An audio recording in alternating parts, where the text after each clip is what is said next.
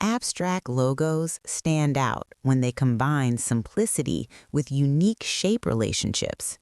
Today, how to make abstract shape logos.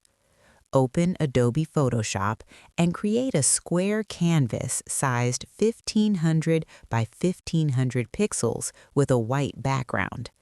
Select the ellipse tool and draw a medium-sized circle using a deep purple color. Now switch to the rectangle tool and create a thin horizontal bar cutting through the circle, lowering its opacity slightly for blending. Choose the polygon tool and add a small triangle intersecting the circle at an angle to introduce uniqueness. Activate the move